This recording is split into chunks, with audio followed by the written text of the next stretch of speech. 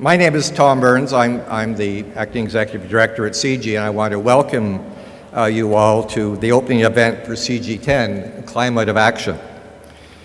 Each autumn, CIGI hosts its premier annual event, gathering leading experts and policymakers from around the world to explore central international governance issues and challenges. Our conference will address a vital area of global importance, the threat of climate change. Successfully addressing the threat of climate change will require collective international action, coordinated at the global level. However, the path to creating the necessary international framework to mobilize and govern such actions remains uncertain and unclear. Recent attempts at an inclusive international negotiations have faced numerous national and international political roadblocks, and faith in the existing negotiating process calls into question that process itself. This conference will focus on exploring how action across all levels of government and society could be mobilized and coordinated to generate quick progress towards the effective and equitable global deal on climate.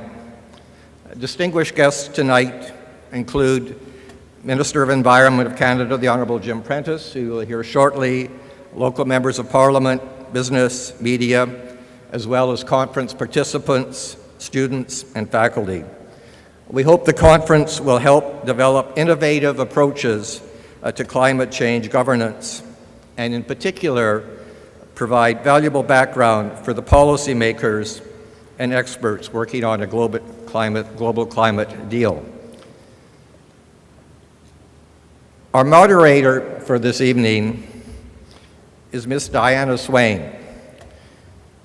Diana Swain is one of Canada's most recognized and accomplished television journalists. She was recently appointed the Senior Investigative Correspondent for CBC News, responsible for providing investigative reports to the CBC's flagship netcast, The National, as well as CBC Radio and CBC.ca. Prior to the appointment, Ms. Swain was a senior journalist and anchor of CBC's nightly local newscast in Toronto. She also previously hosted the CBC's primetime investigative news magazine, Disclosure, where she reported on Canadian stories around the globe. Ms. Swain's career of more than 20 years as a Canadian journalist began in British Columbia and included several years with CBC's award-winning newsroom in Winnipeg, and for the last 7 years, she and her family have made their home in Oakville, Ontario. Ms. Swain's work has twice been included in winning submissions for the Michener Award, recognizing the best in public service journalism. She is a 7-time Gemini nominee. She was the first, and to date, the only woman in Canada to have won the Gemini for Best News Anchor, an award she won in 2000 and again in 2009. Ladies and gentlemen, please join me in welcoming Ms. Swain.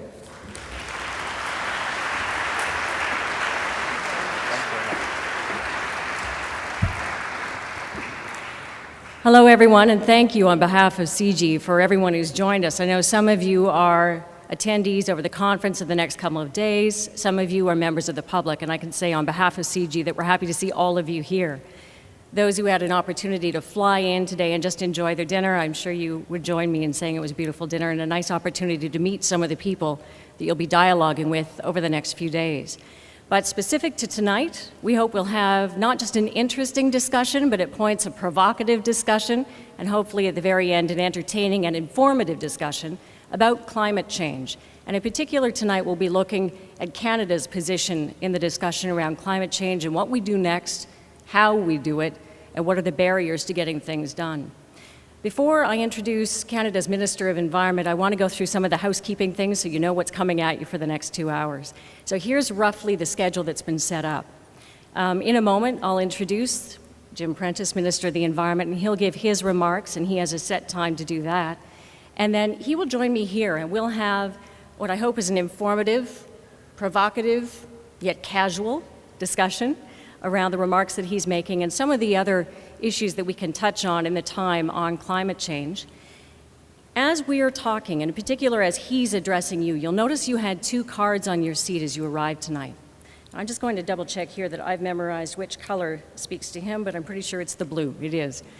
If you have a question that you would like to put to the minister, write that question on the blue card before the end of his remarks, and you can get that to the volunteers who will be circulating in the room. After I've interviewed the minister, they will get a few of those to me. It's not possible for us to address all of the questions I'm sure you'll have.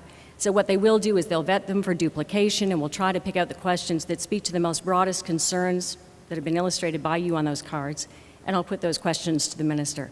And so that should take us to about 8 o'clock.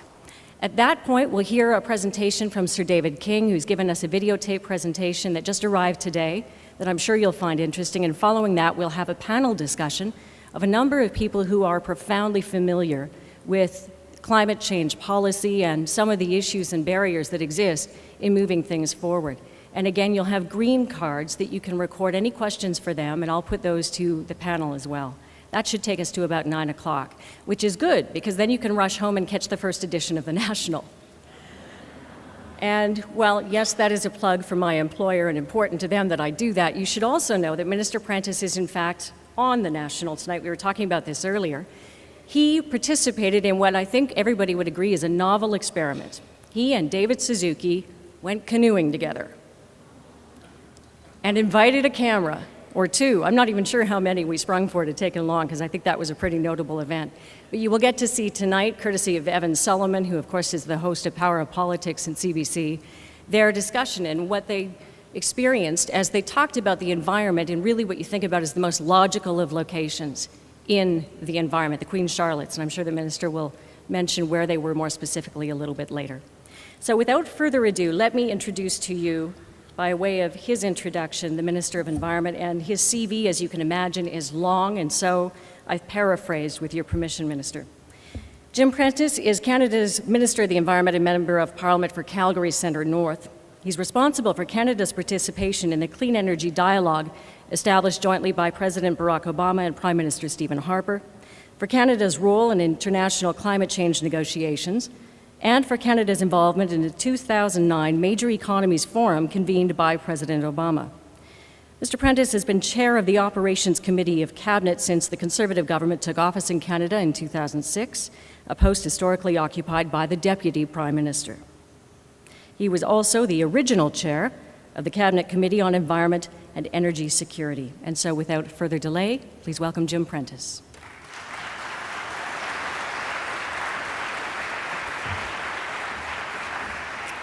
Thank you, Diana. Thank you very much. And I too look forward to the portion of this evening which will be casual, informal, and provocative. Climate change is rarely those 3 things at once, but I look forward to the discussion. I'm very proud of the people with whom I serve in public life, ladies and gentlemen, and if I might just ask you to join with me, firstly, in welcoming my wife and partner, Karen, who is here this evening. My colleague, Peter Braid, who is the Member of Parliament for Kitchener-Waterloo. And my colleague, Harold Albrecht, and his lovely wife, Betty, from Kitchener-Conestoga, who are here this evening as well. I take great pride in serving in Parliament with both of you. And so thank you very much for the kind introduction and for this opportunity to join the Centre for International Governance Innovation for this international conference on climate change. You're very privileged in this part of Canada to have today, I think, 2 of our country's most distinguished citizens, and I would like to congratulate CIGI and Jim Balsillie for bringing together such a high-level group of people, such expertise, to discuss this important issue. And I would be remiss if I did not also say that your community, I think, can celebrate tonight, and should see the National for this reason alone, that His Excellency, the Right Honourable David Johnston, was sworn in as our Governor General. He is one of your most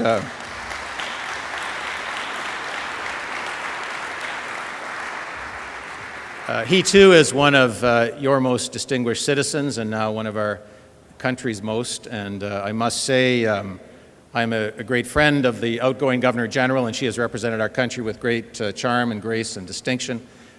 Each Governor General brings their own character to the office, and I was at the swearing-in ceremony today, and I know that we are very much in good hands with Governor General Johnson, and I marveled as he loaded the horse-drawn carriage with his grandchildren and toured around the House of Commons today, and it spells well for our country. And I will return in this speech to the subject of grandchildren. My job does provide me with wonderful opportunities to visit Canada's most remote, our most majestic, and our most awe-inspiring places. And this summer, as was mentioned, I did have an opportunity to go to Haida Gwaii, which some have described as the Canadian Galapagos. I also went to our newest national park in the Torngat Mountains in northern Labrador, at the very apex of Labrador. The oldest granite on the planet rises up 4,000 feet straight out of the Labrador Sea when you go to the Torngats. There are beaches as red as garnets because that's what they're made of, is garnets. But the highlight of my summer came when I actually joined 8 young Park Canada archaeologists on Banks Island, which is 1,000 kilometers north of the Arctic Circle. And there, in a dry suit and a snorkel mask, I looked down through 30 feet of pristine Arctic water to see, perfectly intact, a museum piece, the British Admiralty ship, the HMS Investigator. She had sunk there 155 years ago, and no human being had seen the Investigator since 1855. Now, some of you may know of her story. In 1850, under Captain Robert McClure, she was one of the Royal Navy ships to set out to search for the explorer Sir John Franklin. And she probed further into the Arctic archipelago from the west, going actually further than any other European expedition to that far. And in fact, McClure was ultimately given the reward for discovering the Northwest Passage. And so this was the ship that discovered the Northwest Passage that I was looking down upon. And as I looked down through the water, I wondered, what would McClure and his men think if they could see the Canada of today? Would they understand their own role in making possible our presence in the Arctic? And I wish I could tell you that I marveled at exactly how much we have accomplished in so little time from that day to ours. But frankly, my own thoughts on that subject had to wait for later. My mind was on other things. My dry suit had begun to leak at the wrists and was beginning to fill with water, exposing some of my warmest parts to some of the coldest water that I had ever felt in my lifetime. And what I was actually thinking was how long I was going to be able to survive this, which is probably, if you think about it, very much what Captain McClure and his crew were thinking about also. Nous sommes forts des réalisations des autres. Au cours de la présente conférence, nous examinons comment les initiatives à lutter contre les changements climatiques sont élaborées depuis le début. Quels sont les mécanismes de gouvernance qui contribueront à aligner ces initiatives sur les mesures multilatérales et binationales? We build upon the achievements of others, and at your conference this year, you will look at how initiatives to address climate change can be built upon the ground from a ground-up approach, and what governance mechanisms will help us align these initiatives with multilateral and bilateral efforts. And when it comes to climate change, we are really, in a sense, all explorers, much like McClure. We press forward, we press ahead towards an economy that will rest more lightly on the ecosystems of this planet. We look for new ways to manage, new ways to provide the proper oversight and coordination activities. And we have a vision that there is a passage forward, a more sustainable way, but we probe and we poke into the unknown, and sometimes we will be trapped in the ice, but eventually we know that there is a passage and we will find it. But often when Canadians gather to consider what has been achieved, what remains to be done, and how we can build on what we have achieved, we sell ourselves short. We fall prey to some myths that do not really give an accurate picture of where we are. And let me address 5 of those in my comments this evening. And as I begin, let me acknowledge that when it comes to climate change, our Canadian story is a complex one. But firstly, there is a myth that Canada is not a constructive player at the international negotiating table. But let's look at the facts. We are fully engaged in the UNFCCC process. We are also one of 17 countries that have regularly and actively worked within the Major Economies Forum set up by President Obama last year to make progress in the negotiations. I just returned from New York, where we've completed what I believe is the 10th negotiating session of the Major Economies Forum. And much of what we saw in terms of the text that developed at Copenhagen originated with those MEF discussions. We are also a driving force amongst the so-called umbrella group in the United Nations process, which includes Canada, the United States, Australia, Japan, New Zealand, and Russia. And as a country, we stand firmly behind the Copenhagen Accord, which represents, in my submission, a major turning point in international climate negotiations, and which has the clear political support of 137 countries. Capturing, I would point out, 81% of the world's emissions, and always remember that as we move forward from the Kyoto Protocol, it captured only 28% of the world's emissions. So don't let anyone tell you that Canada is not an engaged partner in the international negotiations. There is another myth, namely that Canada's Copenhagen target is not ambitious. Our target is clear: to reduce by 2020 a 17% reduction in the greenhouse gas emissions from the levels they were at 2005. This is the same target as our American neighbors. Now, just try this in your own family. Reduce your household or your cottage or your travel emissions by 17% by 2020, and you will see what I mean.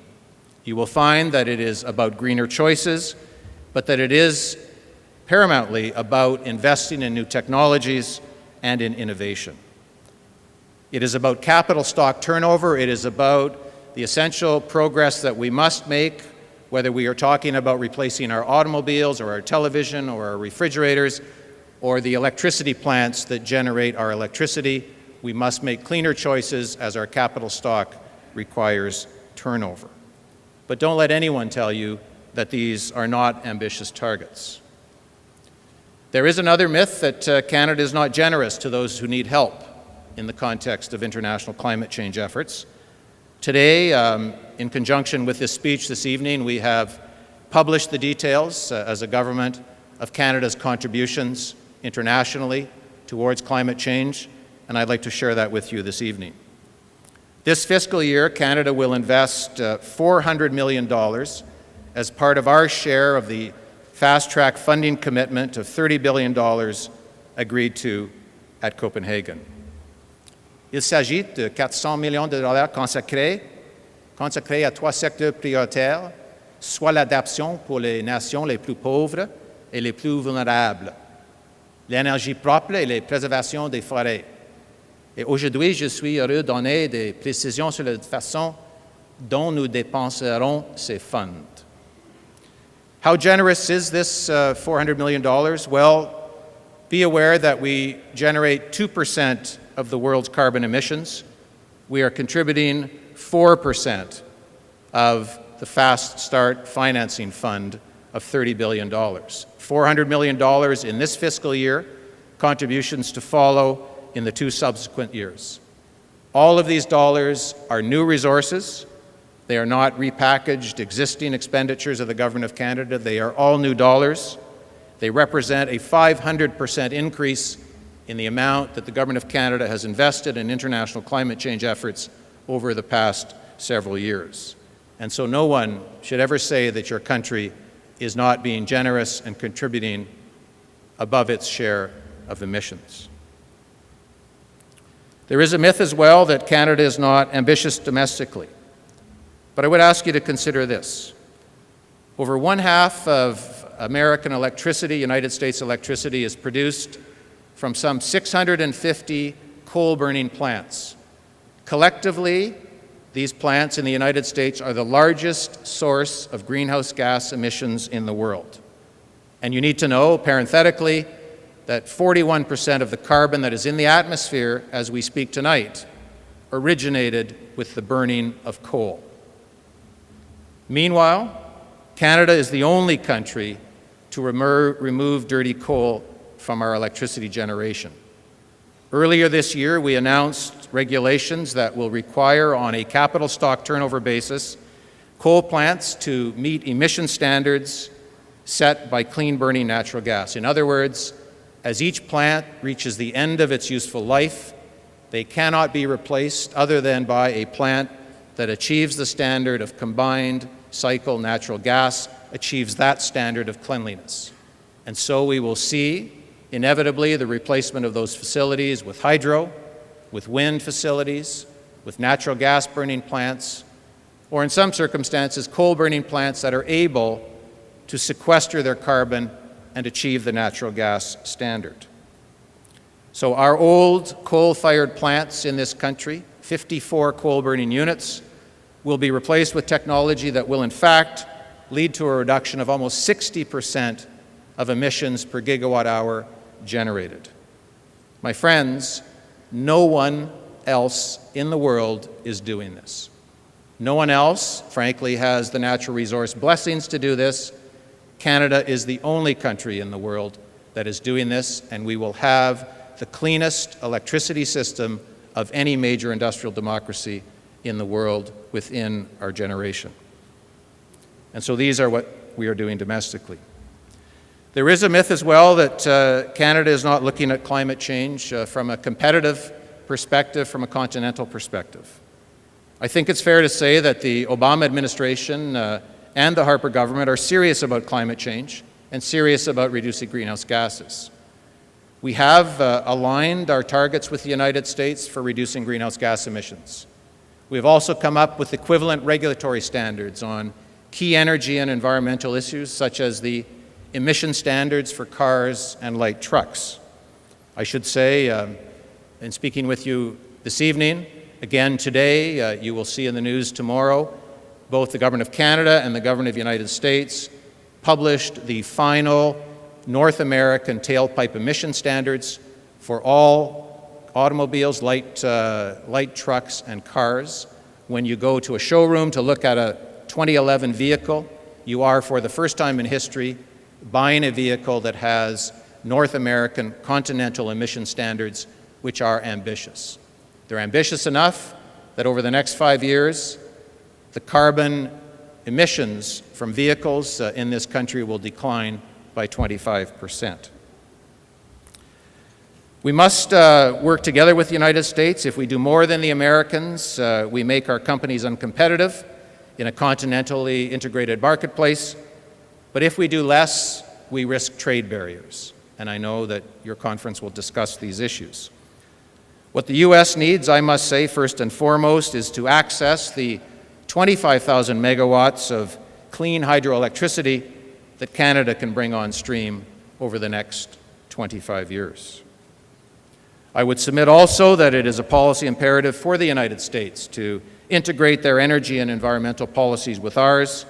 That is the surest way, frankly, for the American economy to achieve energy self-sufficiency, but also to meet their own environmental obligations to the world. It is no surprise then that Canada and the United States have, where possible, aligned our targets by reducing greenhouse gas emissions where we are able to do so. And I reference light cars and trucks. I also point out that heavy-duty trucks, trains, ships, and planes, in all of these areas, we have continental teams at work. And so don't let anyone tell you that we are not aligning our policies with those of the United States where it is possible to do so, and it is not in all circumstances. Finally, there is a myth that Canada really is focused too much on the United States and that we're not doing enough with our other bilateral partners. And let me use China as an example. Some people say that we're not serious about Canada's ties to the world's fastest growing economy, and the world's largest emitter of greenhouse gases. It is fair to say that China faces a very complex balance between environmental, economic, and social objectives, just as our country does. The hopes and aspirations of the people of China, the dreams that they have for their families and China's place in the family of nations, depends largely upon their prodigious economic output that does have consequences for the environment. Canada's energy-intensive economy provides us with similar challenges, frankly. And if we are the world's cleanest energy superpower, and I submit that we are and we must continue to be and that must be our objective, then we have much to offer China. Je suis allé en Chine avec le gouverneur général au mois de juillet dans le cadre d'une de nombreuses visites ministérielles et missions commerciales que le gouvernement du Canada a menées dans ce pays au cours des dernières années. La visite du Premier ministre en décembre dernier a beaucoup contribué à renforcer les liens bilatéraux. And so I was there in July as one of the many ministerial visits and trade missions that have followed the Prime Minister's visit last December. During that visit, Canada and China signed a memorandum of understanding on climate change cooperation. It will help us work together more effectively on mitigation and on adaptation measures. Together, we have identified 3 priorities: carbon capture and storage, national inventories of greenhouse gas emissions, and energy-efficient technologies. And so, don't let anyone tell you that we are not working with our bilateral partners. I will return to Beijing later this month to discuss Canada's potential for partnership and cooperative actions on other environmental issues. In fact, Canada and China originally signed a Memorandum of Understanding on Environmental Cooperation in 1993, but it lapsed in 2008. This agreement covered broader environmental issues, including mercury emissions, biodiversity, water, and as well environmental industries. We need to work together. We need to renew this agreement in other areas, including the oil sands. In April, Chinese officials indicated an interest in renewing this agreement, and in Beijing, I will convey our renewed commitment for a sustained, long-term commitment, a relationship on environmental cooperation with China. This will be a major step for Canada. It will be a major step for China. And it will serve as a landmark to demonstrate Canada's commitment to work towards new partnerships with emerging economies. Because, my friends, we have much to offer each other. And so, don't let anyone tell you that we are not working constructively with major players in this area and with our bilateral partners. These are 5 myths about Canada's approach to climate change, 5 areas where we are certainly doing more than we have received credit for. And I leave aside for another discussion on another day the fact that your country has, in the last 3 years, expanded its national park system by 30%. It had taken us 125 years to create the world's finest national park system. In 3 years, we have increased the size of that park system and its potential for carbon sinks by a full 1/3. All of which brings me to the discussion here about governance models for a greener economy. Will we need to foster and encourage measures that arise from industry, from non-government organizations from the ground up? Absolutely we will. Are the top-down mechanisms not working? I think there is a great deal of evidence to suggest that we are creating a foundation domestically, continentally, and bilaterally in the international fora. We're also doing our part to help lesser developed countries and those who are most vulnerable to climate change. Meanwhile, we push ahead into the unexplored areas of the sustainable economy, and I believe that we are making progress, but we cannot make progress without the kinds of deliberations that you will be having here. My friends, Canada is indeed the greatest country, and we are the right people to continue to build it. And I know, as the Minister of Environment, that as we build it, we will be big enough to protect the environmental inheritance of our children and our grandchildren. There is, on the northern tip of Labrador, just outside of the Torngat Mountains National Park, which I referred to, a beach of vibrant red sand. It's called the Iron Strand, and the Vikings knew of it. It's 1 kilometer long, and it's red not because it's iron, but because the sand is comprised of garnets, red garnets, and the sand is as fine as the beach at your cottage. I was there, and it is extraordinary. It's so extraordinary that someone has brought forward a proposal to dig it up, to barge it to Europe, and to turn it into sandpaper. I imagine that it will be very high quality, very red sandpaper. It is outside the national park.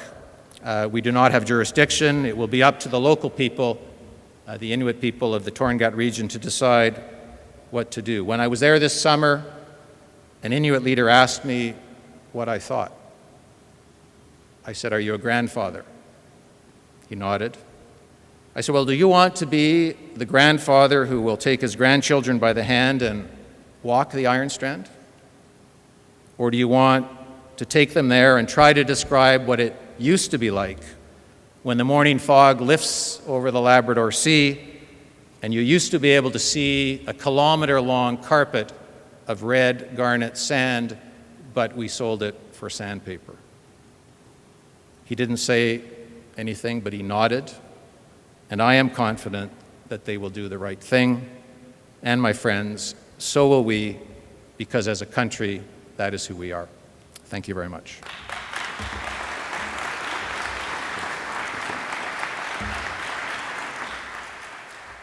Have a seat. I'll give you a second to have a sip of water. This may be the only place in the world where you're allowed to have a BlackBerry up here. My watch died this morning, and so I am just going to quickly, and not quickly enough for Jim, I'm sure, show that I know where the clock is so I can follow time here and keep us on pace tonight. Minister, the Environment File in Canada's had a busy week, globe-trotting filmmakers and the like, talking about the oil sands. And I know that yesterday you announced a new panel, the chairwoman of whom is here tonight, in fact, to take a look at the monitoring processes in place. Some of them have been industry-led so far, around what's happening with the oil sands that can measure both the environmental impact and at the same time maximize the economic value. You were quoted as saying you had concerns about what you'd seen to date with that monitoring process. Can you expand on that? What concerned you? Well, certainly. I start from the premise that as a country, we need to be the most environmentally conscious producer of energy in the world. And that includes the oil sands, it includes other forms of energy, but it certainly includes the oil sands.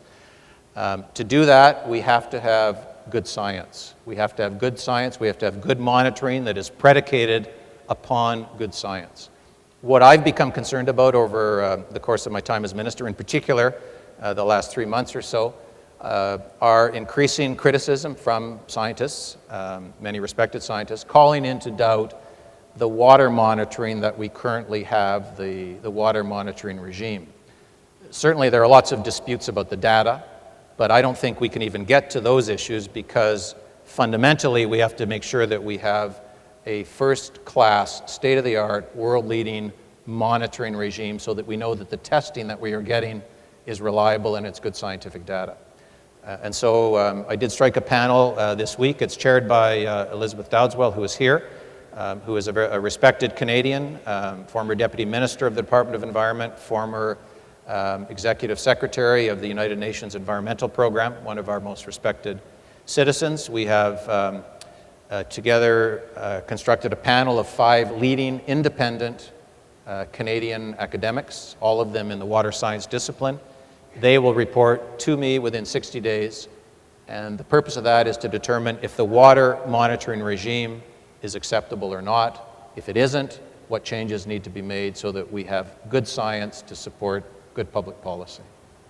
How important is it to you personally, and as a politician who leads this file, that Canada be seen as a leader in addressing both the dual concerns of maximizing the economic impact of our energy resources and yet seem to be sensitive to the needs that are tied to climate change? Well, I think it's fundamental to who we are. I think it's, you know that I love the outdoors. I spend as much time as I can in the outdoors. But as a people, as a nation, I mean, we hike and we ski and we fish and we have cottages and we climb in the mountains. We do all that's what keeps us here in a country that's 10 months of winter and 2 months of bad skating. We love it here. We love the outdoors. And I think that's fundamental to who we are as a country. And so I think when it comes to our industrial base, how we advance our economy, jobs of the future, that we need to be leaders when it comes to the environment, because I personally think that's who we are as Canadians. I noted in your speech you referred to Copenhagen as a turning point. And I'm sure it'll come as no surprise to you that others saw Copenhagen as a disappointment. And I think, in fairness to you, I should say that I've seen what Sir David King will be saying later, and he does remark that he thinks that Canada fell short of what it could have done at Copenhagen. I give you a chance now then to respond to that rather than have you on stage and then he speaks. Can you give some frame of reference then for why you see it as a successful, I guess, endeavor by Canada or a turning point when others saw it as a shortcoming? Well, these are complex issues. They won't be resolved quickly. But at the end of the day, we need to move from the Kyoto Protocol, which is a construct that really captures only 28% of the world's carbon emissions. The countries that have obligations under Kyoto comprise only 28% of the world's carbon emissions. The difficulty with that is that neither the United States nor China have any obligations to reduce their emissions under the Kyoto Protocol. And so 40% of the world's carbon emissions are not even covered by the agreement.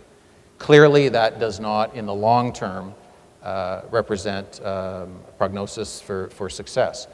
And so I think what we did at Copenhagen is we have turned our focus towards a new form of agreement. It will be quite different than Kyoto. And some who have measured it find it falls short relative to Kyoto. But at the end of the day, 137 countries have now agreed with this approach, and they comprise 81% of the world's carbon emissions. And so, in a sense, we have now brought into harness 81% of the world's emissions, and I think that's a better way to succeed. It is fair to say we're not there yet. The Copenhagen Agreement was a two-page agreement in principle. It will take several years, just as it took with Kyoto, to transform that into a full binding international treaty. And so that's why I say it is a critical turning point, and much remains to be done. I concede that. And that's the point I want to get to next. When you look at 2020 as a target, even the 17%, how possible is it we would hit that? I mean, part of the problem with Kyoto is that everyone came closer and closer. They realized that meeting those targets was completely not going to happen. So how realistic is it to set 2020, even in Copenhagen's terms? Well, I think we will get to that target. I think we can get to that target, and we have every intention of doing so as a country. I referenced a couple of regulatory initiatives that we have underway. I think we should start with the premise that the United States will not be proceeding with a cap-and-trade system. That seems clear from developments politically in the United States. The Canadian marketplace is too small to have a robust cap-and-trade system on its own. And so by definition, we are engaged in regulatory action to reduce emissions. Frankly, is that going to be enough? It can be enough. 25% of Canada's emissions come from the transportation system. Today, we finalized the regulations on the largest portion of that. Another 15% comes from burning coal. We've announced the regulations to eliminate burning coal. We have essentially in this country more than 50% of the carbon emissions under regulatory harness today. And so we are making progress, but it will take efforts of all of us as citizens. I read one of the speeches you gave recently in which you talked about the specter of green protectionism and why you think there's cause for concern as it relates to Canada moving forward. Can you give some frame of what that phrase means to you and why we should be concerned about it? Well, I've been an advocate that we work together with the United States. I don't believe that our policies need to be identical to the United States. My position has sometimes been miscast in that way. Where our circumstances dictate that we would be best off to have common policies, then we should. And that includes the transportation system because we drive the same vehicles, we manufacture them together, Our trains go back and forth across the border. The ships on the Great Lakes pay no attention to which side of the line they're on. And so in transportation, we should have harmonized policies. Clearly, in terms of the electricity system, we don't. What we have to worry about with the United States are protectionist measures, and I think we're seeing two at the moment that we are dealing with. One is the subject of renewable portfolio standards, and so we're seeing a proliferation in the United States of state-imposed limitations on what is or is not renewable energy. And frankly, these have the effect of excluding Canadian hydro from the US marketplace. This is a bad thing. The most important thing we can do as North Americans is bring on Canadian hydro to eliminate some of the 650 coal-burning plants in the United States. And this is a form of green protectionism we need to arrest. Similarly, the so-called low-carbon fuel standards, which are intended to prevent the export of oil from the oil sands into the United States. These are very much unworkable. All of the economists that have looked at them feel that they're unworkable. And we have states that are putting forward low-carbon fuel standards that are producing oil in a way that is dirtier than the oil sands, or at least as dirty as the oil sands. And so it is a form of protectionism. The solution to these is to take a reasoned, sensible North American approach so that we can achieve the greenest results possible. I want to refer to a conversation we were having at dinner tonight beforehand, and I'm sure as with you, it was a fascinating discussion that gets going when you've got such well-informed people sitting there, but not necessarily with the same point of view. And so the discussion was around the notion of which is more effective in terms of really doing something meaningful to arrest climate change. Is it the top-down, you get a global deal, you get a deal for binding restrictions on emissions at something like Copenhagen, like Kyoto, or is it ground level? It's small changes made at a local level, different bylaws, something like that, that comes from the opposite direction. Which ultimately, in your view, is more effective in the long term? Well, we need a binding international treaty. We need continental arrangements with the United States. But let's be clear, when it comes to emitting carbon, we know the enemy, and it is us. It is all of us as consumers. The lion's share of emissions are not coming from some other source. They're coming from all of us as consumers who use electricity, who drive cars, who do all of the things that we do to have the standard of living that we do. And we need to make greener choices. I subscribe to what I refer to as a capital stock turnover approach. When it comes time to replace your television set, you will have a choice with a high emittive flat screen on the wall TV or a technology that emits, that draws less electricity and therefore less carbon. You will be able to make that choice. You'll be able to make choice on the kinds of cars that you want. And it's up to all of us at the end of the day, I think from the bottom up, to make cleaner choices as well. I mean, government has a role, obviously, as does industry. I would say that as a woman in her mid-40s, I prefer you go for the smaller screen. The big screens, HD, 60-inch, not kind. You're seeing the heat that they put on. That's right. No one wants to have their head that big in anybody's family room, let me tell you. One last question from me, I guess, and that is, your government has talked about its priorities going forward in this next term as being around the economy, and I think that makes sense to most people. But within that frame, where does the environment fit? How much of a priority is that? Because, as you demonstrated with the $400 million commitment, it costs money. Well, we're very focused on the environment, as I tried to point out in my speech. Our country is achieving steps in conservation that no one else in the world is achieving.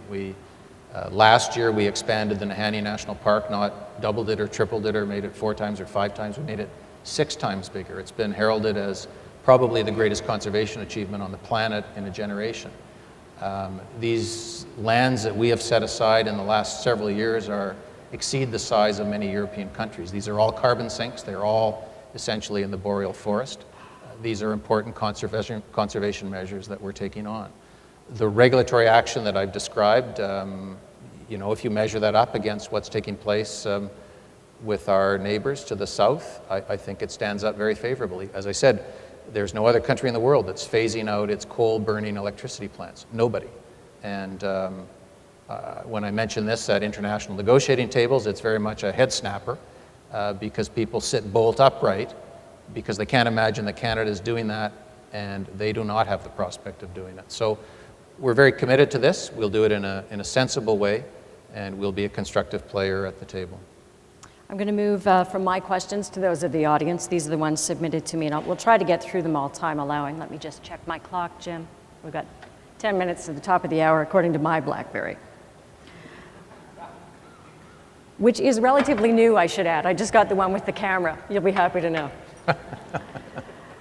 Minister, what safeguards/measures is Canada taking to ensure that we do not miss Kyoto goals as we did last time? How do you plan to enforce these changes, even accounting for a potential change in government? Well, good question. The steps that we are taking steps under the Copenhagen Accord that were never really taken following upon Kyoto. And so these are regulatory measures that we are bringing in. These are laws. These are laws that are passed in our country. You may note that I have not been introducing legislation into the House of Commons. Frankly, I'm not doing that because we don't need to. We have all the regulatory authority that we need to, for example, to create the automobile regulations. These are now the law of Canada. They will effect legally a 25% reduction in carbon emissions from automobiles over the next 5 years, and they are the law of the land. Similarly, the regulations that we are bringing in under CIPA for coal-burning electricity plants will be legally binding regulations. And so in all of these areas, we are setting targets, putting regulations in place, and frankly, what I see is then industry players and consumers fulfilling those objectives and doing so quite willingly. Do you believe that climate change poses a serious risk to our quality of life and economy in Canada? I believe that the science of climate change is clear. I believe that it is happening. I believe that the consequences for the planet are dire. I believe that it will crystallize first and most significantly on some of the most vulnerable people on the planet, and that's why our policies are focused on trying to help those people who are most vulnerable. There are consequences in Canada. The most pressing consequences are in the north, where there are effects for polar bears. There are effects in terms of soil subsidence because the permafrost is coming out of the earth, and so on. Building stability is an issue.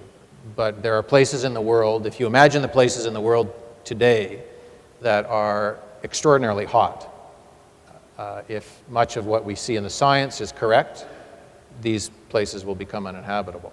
Climate change is in very many respects about drought and the incidence of drought and the distribution of drought on the planet. As you know, the science around climate change has been under siege over the last year. To what degree, if any, has that influenced your view? Well, my view I've sometimes described as the view of a conservationist. I'm not a scientist. I can't reconcile the many scientific opinions that exist. I read everything I can on the topic, but at the end of the day, I can't reconcile the scientific opinions. But I know this. A prudent approach to risk tells me that we are putting more carbon in the atmosphere than has ever happened in certainly the history of mankind. And the science is quite clear that that is at some point very detrimental to the climate of the planet and the health of the planet. And so we should, in an orderly way, be doing everything we can to reduce those emissions. And frankly, even if you don't agree with the science, I think a prudent approach to risk management would tell you that we should make sure that we do some of those things. This next question raises a very interesting point, which is reconciling the need to do something with the impact on the individual, which is not just changing the car you drive or the TV you buy, but how will it affect my taxes? What's my real bottom line? So this question is, what will be the cost of implementing climate change policies to the Canadian citizen in the short term? Well, let's take the automobile regulations, for example. these regulations for an automobile that you see in the showroom this summer, a 2011 car. As I recall, the economic analysis was that that car will cost $89 more because of the tailpipe emission standards. Those prices increase, those augmentations increase for 5 years. As I recall, in the last year, it was more like $1,100 would be the incremental cost of the car. However, it's quite clear also that all of those costs are recouped because of the reduced fuel that the vehicle uses, and there is a payback, even at the most extreme of, as I recall, about 18 months. And so these are wiser choices that we need to make. And I come back to my point that in terms of turning over our capital stock, if we make smarter choices, if we make greener choices, if we replace a dirty coal burning plant with a hydro facility or with wind facilities or even natural gas facilities, we replace our dirty cars with cleaner cars, we will go quite a distance towards meeting these kinds of targets. I don't know if there are any pollsters in the room. If there are, I'm sure they'll stand up and count everybody here. But I do know that when in times are good, when the economy is doing well, the environment made its way to the top of the list. People thought it was time to take on additional topics. But when times are tough, the economy goes to the top of the things that Canadians are most concerned about. And the environment has slid down as kind of a feel-good notion we can get back to some other time. But right now, we're just trying to pay our bills, keep our jobs. Is it tough to keep the environment in focus when you're at the cabinet table, if you're in caucus? I mean, where does that sit? Well, it would be fair to say that we've been through a recession, which is the most significant recession, certainly in my lifetime, threatening many of us. We were fearful at the time it was going to be a resumption of something like the Great Depression. Clearly, Canadians were very focused at that time on the economy. But throughout that time, the environment has continued, along with healthcare, to be one of the three issues that people are most concerned about. I haven't seen the poll. Someone mentioned a poll to me just yesterday that again shows that the top three priorities of Canadians are the economy, healthcare, and the environment. And frankly, that's consistent through the almost 10 years that I've been in public life. But to be clear, we need to look ahead to the future. We need to deal with our carbon emissions. We need to make sure that our country leads the way in the environment in many ways. And we have a lot of work to do. We have been sometimes quite self-satisfied as a country. I did not mention in my speech, we have brought into effect this year another set of regulations that prevent, for the first time in Canadian history, municipalities from discharging their raw sewage into our lakes and our rivers and our oceans. Now, what was a country, an industrial democracy as wealthy as ours, doing in the year 2010, allowing municipalities to discharge raw sewage into the natural environment? This is because no one had ever passed regulations prohibiting it. And so there are many areas where we can make environmental progress. And everywhere I go, that receives wide applause, and I think it's what Canadians want to see. Final question, I think time allowing. Given that we've made an international commitment, referring to Copenhagen, to reduce emissions to 17%, meeting 2005 levels by 2020, when will Canadians be presented with a comprehensive plan to meet that target? It is 2010. Well, we are proceeding as I've described in my speech. I think, the first building block, if you will, was to get an international arrangement in place. We have that with Copenhagen. Secondly was to finalize our targets. We've now done that on a continental basis. We are now proceeding with regulation that deals with all of the sources of emissions. And so it is comprehensive. This is the best way, from my perspective, to go about it. And I frankly think it's working. I think if you look at the specific steps that have been taken by our government over the course of the last year, I think you'd be hard-pressed to find anyone in a generation that has made more progress in terms of putting rules in place that will reduce emissions. You've been generous with your time. Thank you very much. Thank you very much, Dana. Thank you. Thank you.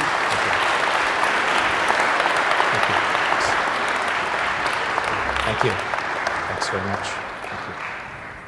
I'll ask everyone to stay in their seats as I sort of walk you through the next hour or so. What we're going to do as we let the minister take his seat, is we're going to show the video. Now, I should say that Sir David King had accepted some time ago an invitation to address you in person, and that was certainly his aim. Unfortunately, this week he's come down with a bout of bronchitis, and anyone can relate to the fact that you don't want to get on a plane when you're feeling ill. He has, however, made sure that you are able to hear the comments he'd prepared, so he videotaped them and we received them this morning. So what we'll do is we'll play that videotape. It's in the range of 15, 16 minutes. And then immediately after, we'll be joined on stage by 4 panelists. It'll take us a second just to move the chairs, but I'd ask that you stay in your seats so that we can move things along quickly and get to the next portion of the evening. And I'll introduce our panelists at that time, and we'll have a discussion with them. And again, invite you to put forward some questions that I can put to them on your behalf. But for the moment, I'll draw your attention to the screen and ask someone to press play. I wish I could be there with you in Canada, but I'm delighted that I've been given the opportunity to address you in this way. What I've been asked to talk about is the post-Copenhagen negotiating position on the whole issue of climate change. And just let's first of all take a look at what actually happened at Copenhagen. So looking at Copenhagen, we didn't produce a second part to the Kyoto Protocol. We haven't achieved the objectives set out by the United Nations Framework Convention on Climate Change, and nor will it be in place by 2012. I don't see it going through at Cancun this year or at Cape Town the following year. Indeed, it'll be a struggle to get it into place in Rio in 2012. So let's take an alternative view of what is happening. First of all, did the Kyoto Protocol achieve its objectives? Now, through that negotiating process, and it's been laborious, and many people have been involved in it, we have seen an agreement being negotiated and international law being set up around it in a way that is robust. And the problem is that we haven't got the states coming into agreement around that process. But if we now measure success in terms of the amount of greenhouse gas reduction that has been achieved, I think most of us would have to say it's been a failure. So let's then look at what successes were achieved prior to Copenhagen. I would say, first of all, and you may expect me to say this, the British government back in 2003 unilaterally declared that it would supervise a reduction of emissions of greenhouse gases in Britain by 60% by 2050. Recently, this has been ramped up to a reduction of 80% by 2050. Now, why was Britain stepping out of line, if you like, from the negotiations and making a unilateral statement of that kind? Of course, the reason was that we were trying to break the deadlock in the negotiations by declaring our own commitment to action. A secondary reason would be that we also see the advantage of being first player in the move towards a low carbon economy. You go back to the subsequent process, we invested our efforts in the G8 meeting at Gleneagles in 2005, where Blair was in the presidency, and we took the opportunity to put climate change right at the top of the agenda. And we invited the 5 rapidly emerging economies to join us with their heads of states at that meeting. So critically, the G8+5 grouping was developed specifically to discuss how we can manage the threats of climate change and greenhouse gas emissions. I'm suggesting that the process was now being pushed along, no longer through the full meetings of the United Nations, but through this G8+5 grouping that continued to keep climate change at the top of its agenda as it moved through the years. And at the same time, G20 meetings began to be established. I think the first G20 was actually meetings of environment and energy ministers in Mexico in 2006. What we see emerging from this then is multiple processes, largely driven to back up the Kyoto process, but we're now left without a Kyoto protocol, but those other processes in place. What happened at Copenhagen is critical. An accord was agreed to by the 26 heads of states who happened to be negotiating it.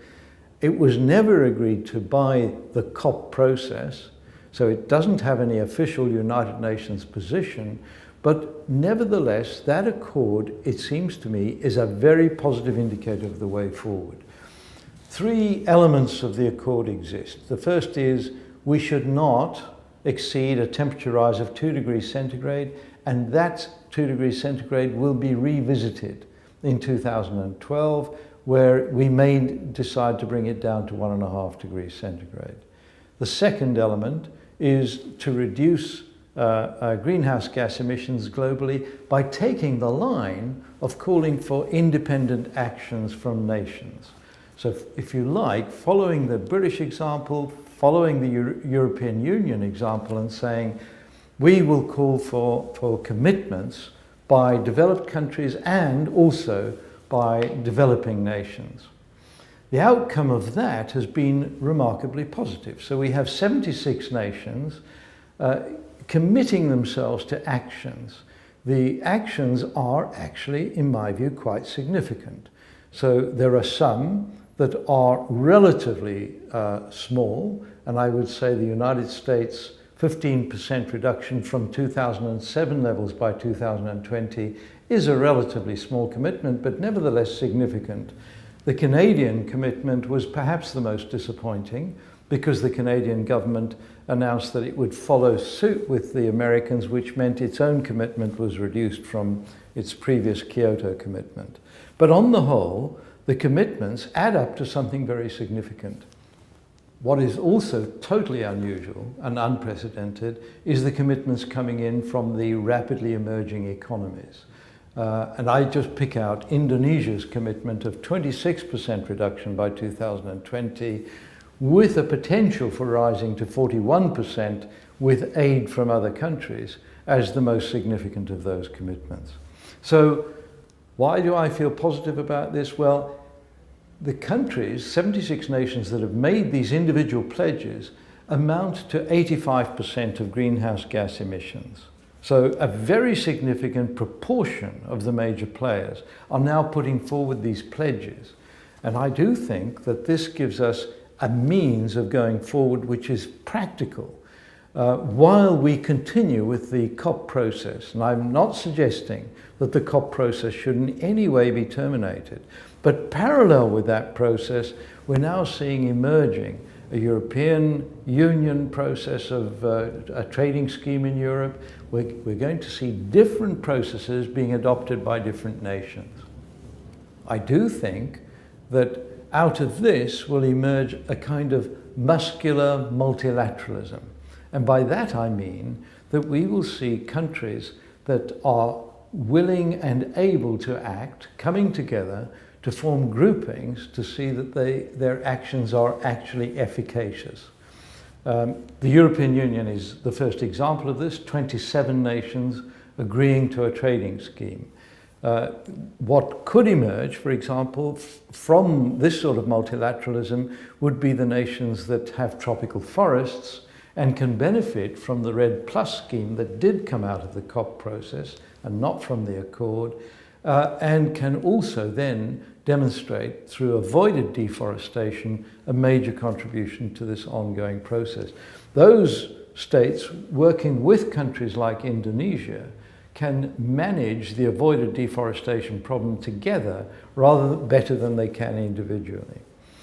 Equally, if we look at the European Trading Scheme as an exemplar, we could possibly see other groups of nations going down that route if it happens to suit them. If, for example, the American Senate did agree to an American trading scheme, I do know that the President of Mexico is very keen to follow suit and develop a North American trading scheme, bringing Canada, the United States and Mexico together into a single trading scheme. Now, obviously, that would be very welcome. So in the shorter term, I do think that this sort of bilateral and multilateral process is going to turn out to be the most efficient way of operating greenhouse gas reductions. But this doesn't eliminate the need for a global protocol.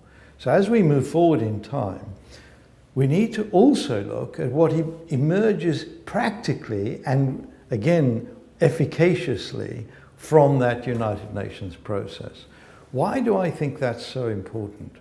Well, the principal reason is this phrase carbon leakage.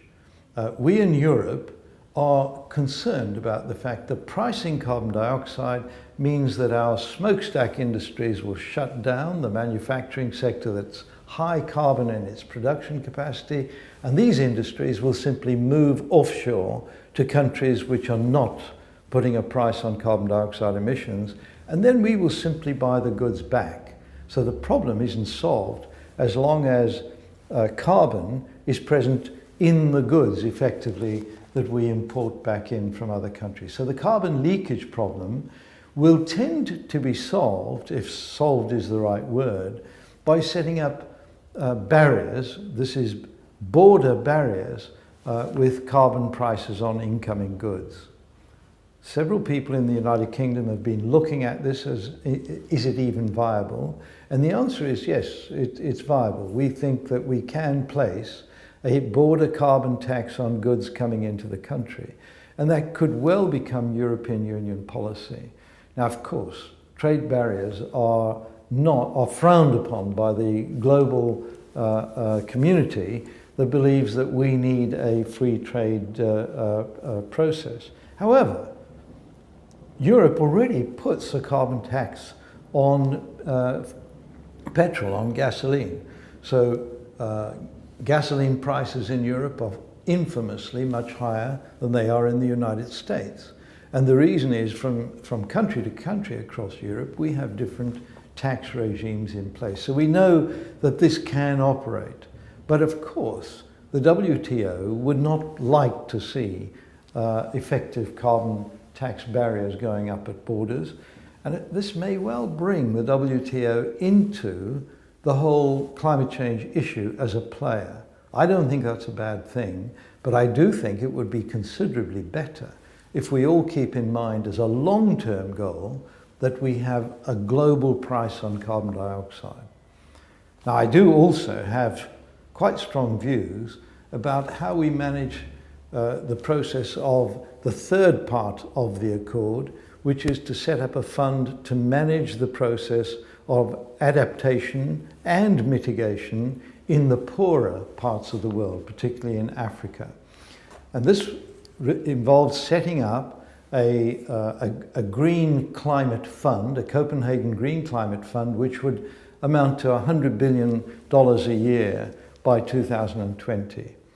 My concern about this is the reality of creating a flow of cash of that order from the developed world to the developing world in a situation where there is a major debt crisis in the developed world. It's going to take an awful lot of persuading to get an additional flow of money from the developed world to the developing world, particularly from countries that actually feel that we're funding competitor nations, not my own view. What I would prefer to see is that countries that are at a very low level of carbon dioxide emissions should actually be given emissions trading permits and could then be enabled to join trading schemes such as the European Trading Scheme. Under such a scheme, we could say that any country that is below the level that we're all aiming to achieve, let's say 2 tons per person per annum by mid-century, if a country was only emitting 0.5 tons per person per annum today, what if they were given permits to trade up to 2 tons? Then they could sell 1.5 tons worth of permits on the marketplace and create a cash flow. This incentivizes them to develop their economies as low carbon economies and to spend money on the adaptation process. Of course, conditionalities could be placed on that, but I would see that as a much more favorable way forward than simply creating a cash flow with all of the accountability problems that would arise from that, let alone the problems of creating a new fund of that magnitude. So I see multiple ways forward, many different groups discussing how to proceed with different mechanisms. So for example, the mechanism I've just suggested may well operate with a few poorer countries joining the European Trading Scheme as a starter to see how it operates. But there are many, many different discussions to be had. And out of this, finally, we move towards the protocol that we were all trying to move towards from Kyoto onwards. Introducing him before the video, I should say that he is Professor Sir David King, Director of the Smith School of Enterprise and Environment at the University of Oxford. In addition to that, he was the UK government's Chief Scientific Advisor and head of the Government Office of Science from October 2000 to the end of the year 2007. In that time, he raised the profile of the need for governments to act on climate change. Additionally, he chaired the government's Global Science and Innovation Forum from its inception and was heavily involved in the government's science and innovation strategy. He's published nearly 500 papers on his research in chemical physics and on science and policy, and has received numerous prizes, fellowships, and honorary degrees. And as you might have ascertained already, Sir David King was knighted in 2003 for his work related to science. Now we have some other notable guests to bring up to the audience. I hope you'll just give us a couple of minutes. Use this time to shift in your chair if you like. We'll arrange for some seating and have the panelists join me, and we'll get underway in just a moment.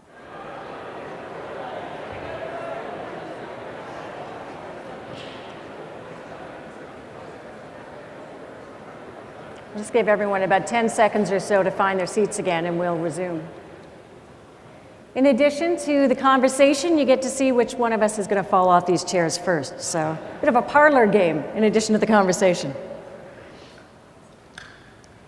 Well, let me begin by introducing the panelists this evening, beginning on my immediate left.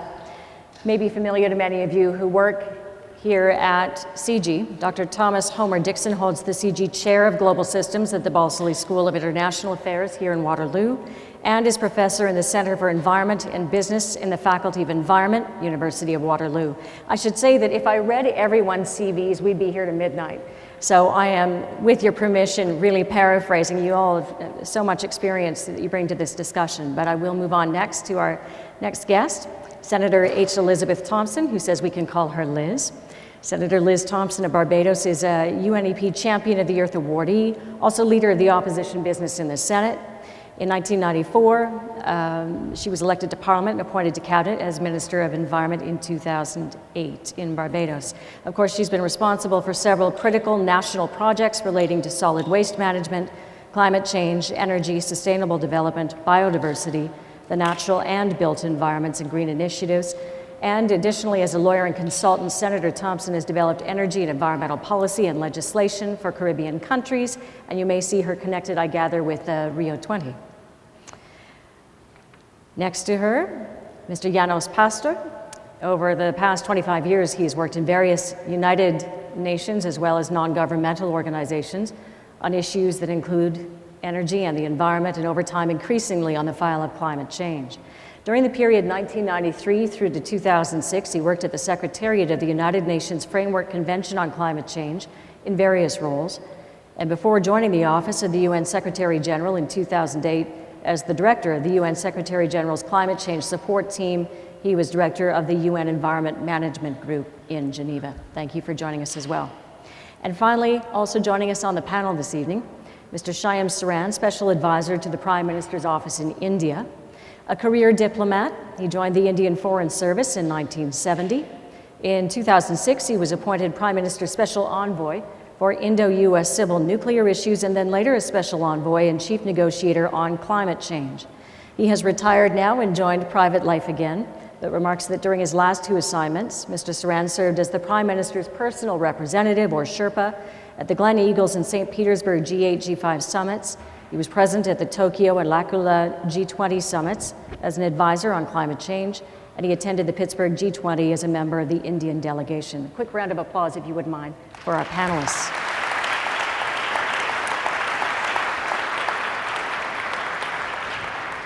As all of us had the opportunity to hear Sir David, while he did remark that he thought that Canada and the US were perhaps modest in their goals coming out of Copenhagen, he saw optimism in generally what flows from there. And so I'm curious about whether our panelists share the optimism that he articulated.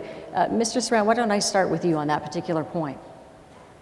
Well, I was rather curious to see that not one reference was actually made to the UN Framework Convention on Climate Change, and for that matter to the Bali Action Plan and to the mandate for the negotiations which emerged from the Bali Action Plan. Because I think if you are looking at the developing country perspective, what we are about is not negotiating another climate change treaty, but what the Bali Action Plan says, which is to enhance the implementation of the climate treaty that we already have. And frankly, in the light of that mandate, Copenhagen certainly fell very, very woefully short. So I'm not quite sure what is the basis for the optimism that is being articulated by Sir David. What I see as the possible outcome, say at Cancun, is maybe we will get something on forestry. I think that's certainly possible. We may get some elaboration of the rather modest financing that has been agreed upon at Copenhagen. And as far as the mitigation is concerned, I think we will continue to be very, very woefully short of what the world requires us to do in order to meet the challenge of climate change. Senator Thompson, what did you think about the notes of optimism, contrasted, I think, with what the first panelist has said? Thank you, Diane. I thought that since Copenhagen, the Accord was the only bus in town, people took it. If there had been other options, perhaps there would have been greater exploration of the issues.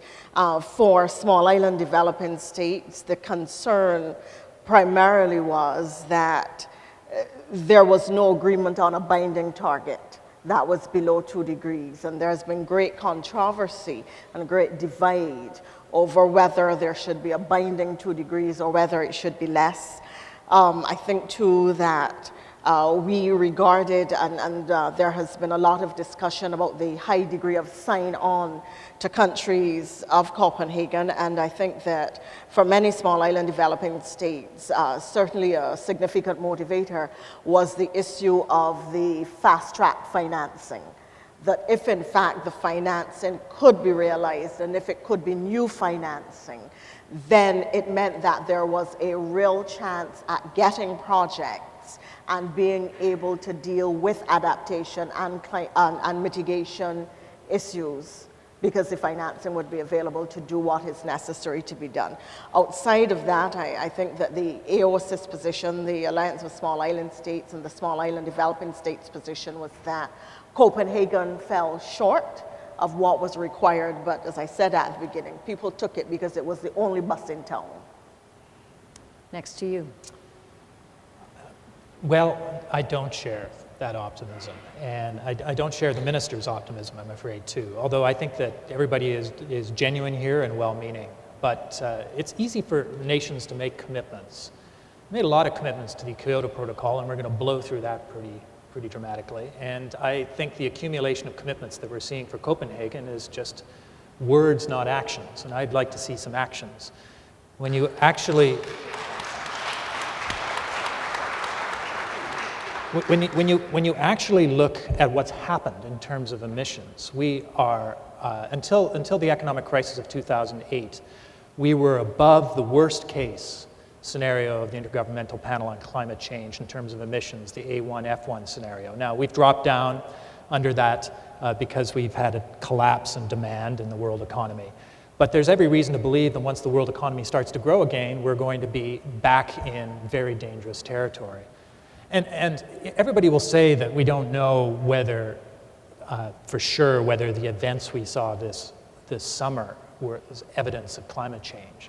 But climate scientists will tell you that this is exactly what we can expect to see, and a lot more of it if we don't get ahead of this problem. And we aren't. Sir David King was absolutely right. The Kyoto Protocol has failed. I don't see any reasonable prospect that we're going to make the kinds of cuts necessary to start to significantly reduce human carbon emissions under the current regime. Lots of talk, no clear action. I would say that it's an argument I've been making recently that we probably won't see the kind of political and popular mobilization to do something about this problem until there are significant climate shocks, maybe, for instance, significant world food shortfalls that actually begin to discredit some of the very powerful status quo-oriented vested interests that are blocking change. And when that happens, I think the question is, are we going to be ready to exploit that opportunity, that crisis, in order to push our institutions and our development in a positive direction? But at the moment, I think we have essentially a situation of world gridlock on this issue. Lots of talk, very little action. Janos? Well, I've always been an optimist, and I remain that, even though sometimes it's difficult to remain so. But in Copenhagen, I think there were many developments that were very positive, very useful, that we can build on. And one of the important things, and I think you mentioned that we need action, the Copenhagen discussions have actually started to try to push countries toward action and try to make sure that they have resources available for that action. And that's something that is a useful development, that's something we need, and I hope that in Cancun, governments will be able to take those the agreements that are there, or rather the consensus that was there, to make them into formal decisions. What was very important in Copenhagen is the funding, both the short-term funding that you have mentioned, but also the political decision that countries are prepared to look at the long-term funding. Sir David mentioned the 100 billion as one political goal. That's an important aspect, but we know that the needs are much bigger. And he mentioned himself that we need multiple sources of funding, and the 100 billion from the developed to the developing countries, this cash flow that he was talking about, that is necessary, but it's just one aspect of the problem, and there are many other ways that funding will need to be made available, both locally and internationally, from public and private sources. So the Secretary General has actually set up since Copenhagen a high-level advisory group to try to find out how one can get these $100 billion from the different traditional and innovative sources. And in fact, they will be meeting next week, the final meeting of this advisory group to come up with their final report. And I believe we have at least one member of the group in our gathering here tonight. I will take this opportunity to remind you, if you have the other colored cards, the green cards, and want to write down a question for the panel, you can do that now and certainly get those to the volunteers who will be circulating through the room. Senator, I noticed you were shaking your head when Dr. Homer Dixon was talking about, if I can paraphrase, what it will take to kind of jar a more fulsome reaction. Will it take something catastrophic to take place? Why were you shaking your head? Have we not had catastrophic events? We've had terrible floods in China. We've had Katrina in the United States. There have been catastrophic events in every part of the globe, but it hasn't triggered anything. I made the point earlier when we were talking that in Grenada, for instance, when Ivan devastated the country and the economy, it was a very real problem that affected the entire country. But it's very hard for the person who lives in Alaska to see something happening in New Orleans and feel it with the immediacy and urgency. And it is very difficult, I think, for people on the whole to be asked to make a lifestyle change, which is what climate change is about, asking people to make a lifestyle change for something that really is not, as far as they're concerned, going to impact on them immediately. You're largely asking them to make changes which will benefit significantly future generations, but that they may not necessarily see immediate benefits from. And insofar as that is true, then seeing catastrophic events when your life does not change, you get out, you get into your petrol-driven car, turn the key, and it continues to drive, and you eat your chips in the plastic bag and toss it out the window if your country allows that. There is no sanction and there is no reason for people to change. So if catastrophic change isn't going to do it. No. And asking people to change for change's sake isn't going to do it. What then? I think that you have to slowly build some kind of groundswell of support and understanding for what needs to take place. And that's why forums such as this is important. I am more supportive of an initiative that targets stakeholders, that looks at how you get the private sector to buy into technology, because when they see that there's profit in it for them, then they're going to take action on that. I am for activity that tries to get housewives to change their buying practices, that tries to get young men on the football field to change how they behave. So what I think we need to do is to move the discussion not only at the level of government, where it has been very heavily concentrated amongst negotiators who are quarreling over commas and full stops and brackets, but to really get people involved in the discussion and to get them to see why it's important to them and to their grandchildren. And I think that the minister made that point very well, that when you personalize the argument, not when it's something on TV that's distant and far reaching and not immediately affecting them. When you personalize it, then people want to take action, then people want to do the right thing. So I'm supportive of catalyzing a more global movement that is stakeholder oriented with different interest groups rather than focusing on government and negotiations almost exclusively. Mr. Saran, if I can bring you into this discussion, I mean, if we're talking about shifting the focus for the momentum of this to the grassroots, and it's sort of an overused word, but moving it away from government, what would your position on that be as someone who's been involved as a Sherpa in these discussions? You know, I have been involved in both sides. I mean, one is the international negotiations, but I was also involved in the formulation of India's own National Action Plan on Climate Change.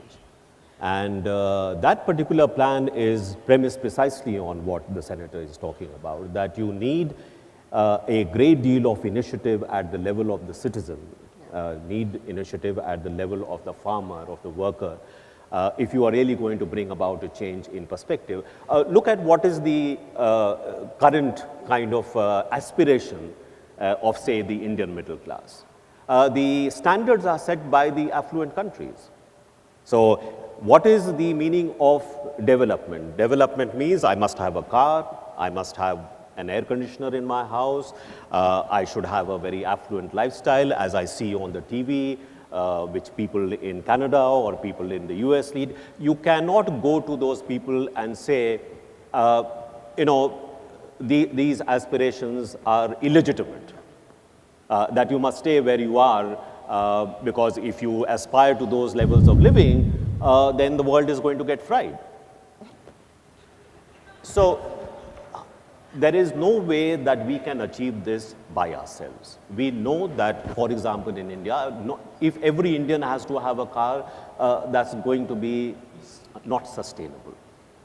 But if we have to get to where we want to go, then we have to do it together, which means that in the developed countries also, there should be new standards of sustainability. Sustainability cannot be just for the developing countries, but sustainability has a different connotation in the developed countries. We are in it together, so we have to work together.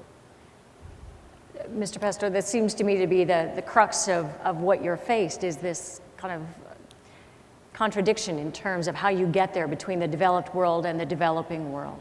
What can you add into this discussion about where the motivation for this or the real momentum for this can begin?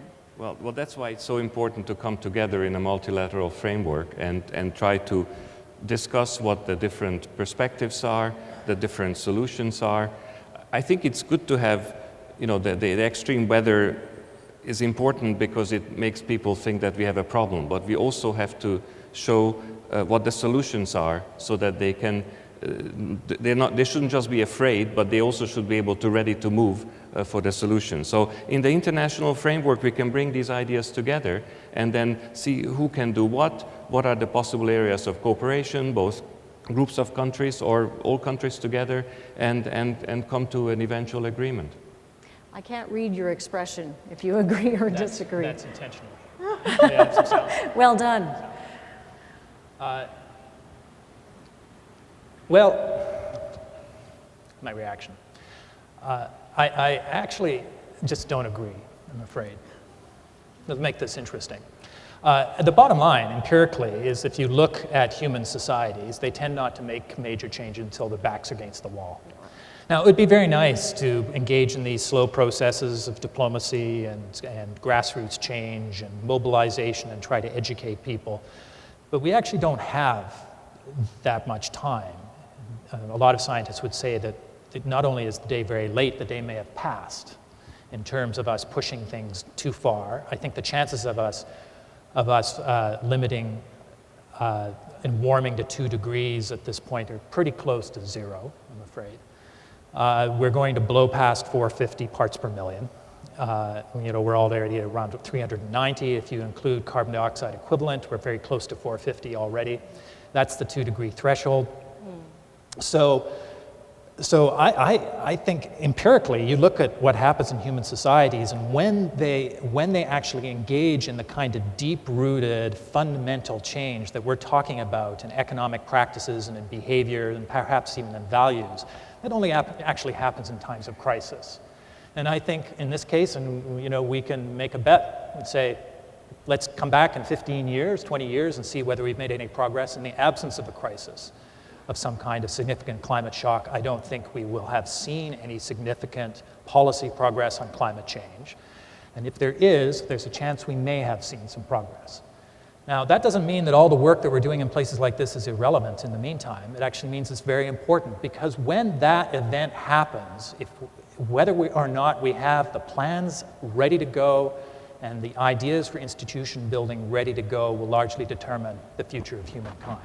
So much of the conversation that will take place over the next 2 days is critically important. But let's not fool ourselves that we're going to get to where we need to go in terms of reversing humankind's carbon dioxide emissions in the absence of some very significant shocks, and we've only seen very small stuff up to this point, that mobilizes people and makes them realize that they have to do something about this challenge. Senator, I think I do a better job of reading your expression. No, you know why I can't play poker.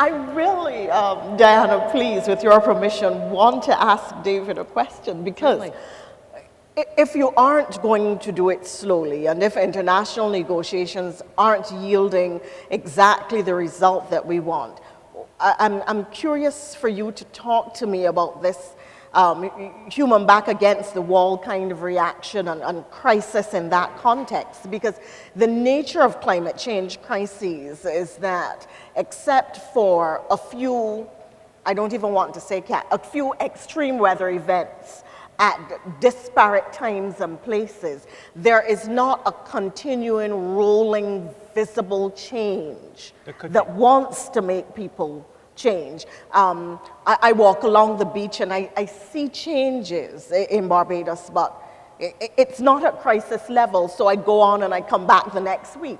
And the same thing happens in Alaska. You go out and your salmon aren't there, but you buy the farm-raised salmon instead. And so that the changes, or talk to me about this, this event, because I don't see that happening with climate change. I think, not to mobilize enough people. I actually agree with you that if we continue with the kind of sporadic, discrete, episodic events that seem to be occurring right now, that won't have a mobilization effect. But really, by all accounts, what the climate scientists are saying is that we're just beginning to see the leading tail, the leading edge of the kinds of disruption that climate change will cause on this planet. And we should expect that it will get very much worse. Now, there are some scenarios that you can develop that would suggest something that's more global in scope. So, for instance, if we saw some climate-induced droughts, the minister talked about the importance of climate drought and the hydrological cycle. If we saw a number of climate-induced droughts that significantly affected the world grain production, and that produced, say, a shortage on the international market, a substantial shortage of grain, that would affect food prices potentially all over the planet. And if that were, and it's a lot of ifs here, so to a certain extent we have to be lucky, and it sounds a bit odd to say we have to be lucky by having something bad happen. But if that were to be a sequence of events that could be plausibly attributed to climate change, then I think that would have a mobilization effect. People would say, this is actually starting to hurt me directly in the pocketbook in terms of the necessities of my life, and they would turn to their leaders and say, let's get serious about this problem. Now, by this scenario, the hope we have to have is that there are significant enough disruptions soon enough that it won't be too late to make the change. If the big disruptions happen decades from now, at that point, it may well be too late. Go ahead. Okay. But we've had a super spike in oil prices. There is no great rush to move toward renewable energy. We've had a super spike in food prices. But the spike in oil prices lasted just a few months. I mean, we're talking about something that endures and has more significant global consequences over a period of time. So you know, look, you may be quite right that this is maybe not what will happen, but I come back to the sort of fundamental empirical point that the kind of profound change that we are suggesting is necessary in our economies and societies, I know of no instance where that has been achieved in the absence of a crisis or a shock. But doesn't that just mean that if that were to happen, that the people who are engineering green, for instance, will be able to sell it on the market for the highest price possible, and if you can afford it, you can afford it, and if you can't, you can't? I'm not saying that it's going to be the most pleasant process. There's going to be a huge amount of disruption, and a lot of people would get hurt. But once again, you know, can you show me another instance in human history of this kind of proactive, profound change in societies? I'm going to bring Janos Pastor in because I have to create a wedge for you two to get into this conversation. I think in this, you know, we've had a lot of success in the climate change area, and I think we should recognize that. Even though there were no major crises, we did have a convention, we did have a Kyoto Protocol, and I wouldn't like to write off the Kyoto Protocol like Sir David did, because it did achieve many things. It created a carbon market. It has reduced emissions in a number of countries, not in every country, and we always knew it was a first step. So there are things that we have achieved in this slow crisis situation. Last year, for example, there was a tremendous mobilization of people, of governments, of heads of states. There was no particular crisis, but still the mobilization was there, and yet we have not yet been able to get to the Holy Grail.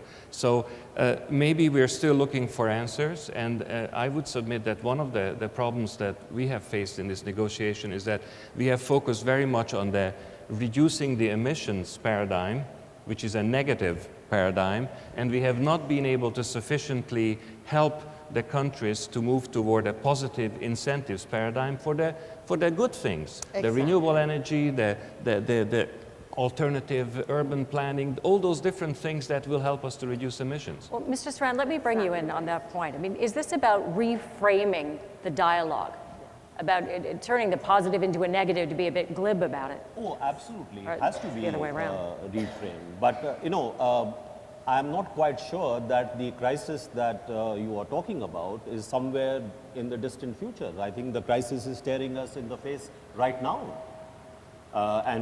You know, if you do not take action now, then when a bigger crisis occurs, say a few years down the line, it may be too late. The measures that you are talking about that we should keep ready, and when that crisis happens, let us put those measures in place, that would be quite irrelevant at that time. So if Barbados disappears under the sea, I don't think we will be able to raise Barbados out of the sea again. So I think we have to be realistic about this. You know, yes, in human history we have had you know, no response until there has been a major crisis. But I think we are facing a major crisis. And I think there is an awareness today in the world that we are facing a major crisis. And as Janos says, the great thing about Copenhagen was that there was this tremendous upsurge of concern about climate change. And I'm sorry that the people who were negotiating disappointed them, did not live up to their expectations. It is not even the case that currently you do not have the means to make a very substantial difference with respect to dealing with climate change. In the negotiations that we were having in the Major Economies Forum, for example, it was stated that 70% of the technologies that you need to make a major difference in terms of dealing with climate change, bringing about renewable energy already exist. So what do you need? You need a global regime in which you can bring about the widest dissemination in the most rapid manner possible of these technologies. Now, you're not going to achieve this when you start talking about, oh, there is a little carbon leakage here. Oh, if you ask me to close down my coal-based thermal power plant, oh, the Indians will go and build it. This is not the way you are going to get a global response or a collaborative response. If this is really a global challenge, if it is pervasive in its character, then only a collaborative approach can work. Only a multilateral approach can work. You cannot have a negotiating kind of a negotiating style which is adversarial in character, where each one is trying to protect his own turf. You will end up with a least common denominator result. Obviously, that least common denominator result is not going to deal with a challenge which we are saying is urgent and it is global in its dimension. So I think we should stop talking about this business of, how do I, make sure that there is no leakage. Oh, I'm going to put carbon tariffs now if you do not reduce your carbon footprint. I think that is not the way in which you're going to resolve this problem. I'm actually going to quickly move into the questions from the audience, because I think that takes this very point of this discussion a little bit further. This one was directed to you, Senator. Surely climate action takes leadership. Underlined. Where is that? What is your view on the leadership on this particular issue globally? I think that there has been no absence of leadership. You've had former Prime Minister Gordon Brown making very strong statements about climate change. You've had, I remember sitting at Bali, and former Prime Minister Kevin Rudd said, I have come here for one purpose, to sign the Kyoto Protocol. So there has been leadership at individual level, at collective levels.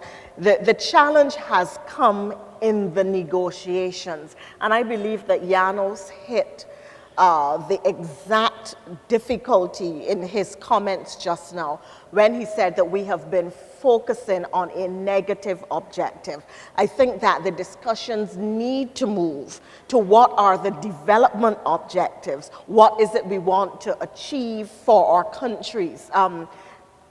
When our colleague from India was speaking earlier, he made the point that you can't say to the man in China, or to the man in India, or to the man in Bridgetown, Barbados, that he is not entitled to have a car. Therefore, what we really need to do now is ensure that renewables, the low carbon development paradigm, becomes part of a single unit that somehow you link with fossil fuels. So you have, somebody was talking earlier in a private discussion about an energy flow, as opposed to seeing two diametrically opposed systems. How do we make them fit? There has been leadership. The challenge has been that in negotiations, everybody is trying to satisfy their individual country constituencies. I believe that the discussions have to become broader and deal with a low carbon development paradigm, as opposed to focusing on the detail of negotiations and to 2 degrees and 1.7 and 1.5 and those kinds of issues. Dr. Homer Dixon, this one to you. If an international agreement can be set up in a way that commits to required carbon emissions reductions, how can it be enforced in a way that guarantees the participation of major polluters? Well, that's one of the many $64,000 questions that we face. And I'm not sure I have a clear answer. I'm not sure there is a clear answer out there. I mean, there could be various kinds of sanctions, trade sanctions and otherwise, I suppose. But I think all of that, and there is a significant disagreement here. Even I do have great respect for my colleagues on the stage, but I think that much of the problem is that I don't think that there is a deep legitimacy to the process, the kind of conventional process we're undertaking. If humankind starts to recognize that this is a really important problem, not just some elites in wealthy countries, but a cross-section across the entire human population, then I think there will develop the culture and the understanding that will generate the kind of deep-rooted change. And in that kind of environment, then enforcement is going to be much easier. If it's not something that is recognized as a critical problem, then the enforcement challenge becomes vastly more difficult. And what kinds of mechanisms you're going to use to get nations to fall into line, I have no understanding. So there needs to be a popular, mobilized consensus in humankind that we have a challenge, an existential challenge for the species. And until that exists, I'm afraid that a lot of this activity, and I'd say this with great respect, but is largely window dressing. And we aren't going to make much progress. And then meanwhile, our carbon emissions will continue to increase at 1% to 2% a year, and we'll continue to see increasingly strong results and obvious results from the climate in terms of the perturbations we're getting. Yanis Pastor, I'll take this question to you. How do we measure how much of climate change is naturally evolving, as opposed to humans causing the change? Well, I don't know how to do it, but I know that the other people have done this, and this was one of the more significant parts of the fourth assessment report of the Intergovernmental Panel on Climate Change, where they have actually done some serious work to try to analyze which part is human-induced and which part is not. And the answer was very clear and unequivocal that most of the warming is related to anthropogenic, that is to say, human-induced effects. So this is a very important part of the emerging science about climate change, and we know where the problem is, and we know what we need to do about it. Mr. Saran, I'm just sort of reading through people's handwriting. Global companies, which represent 51% of the world's 100 largest economies, are stepping up to do more. P&G announced new significant goals on Monday. Will corporations have to set the new standard? Is that where the real traction will come? Well, I think much of what is being done by large corporations is really in the nature of what is known as corporate social responsibility, or it's good to be seen as a green company. I don't think that there is a really serious effort being made to move away from a carbon-based economy to a non-carbon-based economy. And that can only happen if you are going to get an international agreement which has very significant reduction targets for emissions, because only then will you get a price for carbon which will induce the kind of changes that you want in the corporate world. The corporate world will respond to that kind of a regime. What is lacking today is that kind of a regime, and I think a lot of the major companies are making that point. Give us something predictable, give us something which is very specific. If you set the targets, if you have a strong compliance procedure, we know that we would have to conform, and we have the means to do that. But at the moment, you don't even have a proper regime as far as carbon emissions are concerned, and the result is that even though you have these carbon trading schemes, the price of carbon is actually very, very low. So there is not much of an incentive to really make a significant change. So I don't think that the corporations are going to take the lead in the absence of such a global regime. I was just going to say, in the interest of time, I think we'll move to final comments. And so, Yanis, why don't I begin with you? Well, I just wanted to add something to this, that if the price of carbon is high enough, that will be a much better guarantee for compliance than any other international compliance regime, because the market will make sure that people will deliver all those things. So it's very difficult to set up compliance mechanisms at the international level at the moment. So this was not meant to be a final comment, but just that's a fine. quick I'll comment. start here and I'll move right across. I'll give you a minute. Dr. Homer-Dixon, what would you like to share with this audience today as a parting thought? Well, the audience, I'm quite sure, has a measure now of my deep concern and almost despair about the current situation.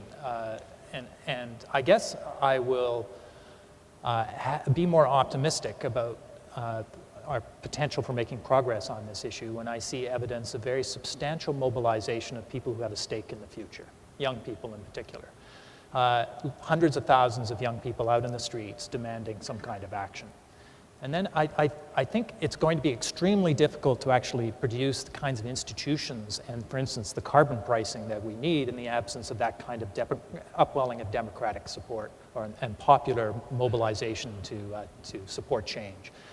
Now, I don't see the conditions that would cause that at the moment. And I hope that we will in the future. But again, and I've made my point many times tonight, I think it's unlikely unless there are climate events that people can interpret as precursors of a very dangerous and grim future, and they decide we want this problem addressed. And when that happens, then I think there's a possibility, and I think it's an increasingly slim possibility, that we will do what's necessary. Senator Thompson. I think that the private sector, civil society, have got to make investment in green technologies and to recognize that there are profits there. A typical example is with the motor car industry, where companies making hybrid vehicles cannot get them on the market quickly enough because people are buying them. So there is an opportunity for green investment that is profitable. I believe that governments, irrespective of what is happening in the international negotiations, have to set clear policies at the national level that will help to effect change in creating a low-carbon development paradigm. And finally, I think that all of us, as individuals, need to ask ourselves what we can do at home, in our workplace, that just makes at least one simple change, and that will build momentum. Other people will get excited about it. And we have seen individuals do it, we've seen companies do it, and create savings that end up being quite substantial by doing low carbon type activities in their business. So there is an opportunity for change, and we shouldn't wait for the international negotiations to bring it about. If I could quote President Obama, we are the change that we seek. If we recognize there is a need, we have to do something about it, and all of us have a responsibility to effect that change, not wait for it to happen internationally, although I think that it will, but perhaps later rather than sooner.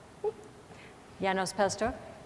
I think we can and we will make progress in Cancun and then in South Africa, but it will be relatively limited. I think we have to realize that in the medium to long term, the kind of needs that we have will only be achieved if we come up with this, if we will end up with a new economic development growth paradigm that will respond to the low carbon constraint. We don't have that today, and without that, I think it will be impossible to to have success in the long term. But it is possible to do it, and we shouldn't even ask the question whether it's possible or not. We have to do it. We just have to find a way to develop that low carbon growth paradigm, and then people will come around. And Mr. Shyam Saran. You talked about reframing this entire issue. I would say that the reframing that is required is to really make climate change, action on climate change, part and parcel of the development paradigm, partly to echo what you are saying. But I think there is a growing recognition that we are already, in fact, coming to the limits of, say, energy availability. If countries like China or India are going to maintain a growth rate of, say, 8% to 10% per annum for the next 20 years, think of what that means in terms of energy demand. And does the world really have that kind of energy resource to be able to sustain that kind of development all over the world? So I have, the good news therefore is that much of what you need to do to deal with this energy crisis is precisely what you also need to do to deal with climate. And hopefully, if you are able to bring those two aspects together, perhaps you will get much more action than we are seeing today. Everyone, a round of applause for our panelists.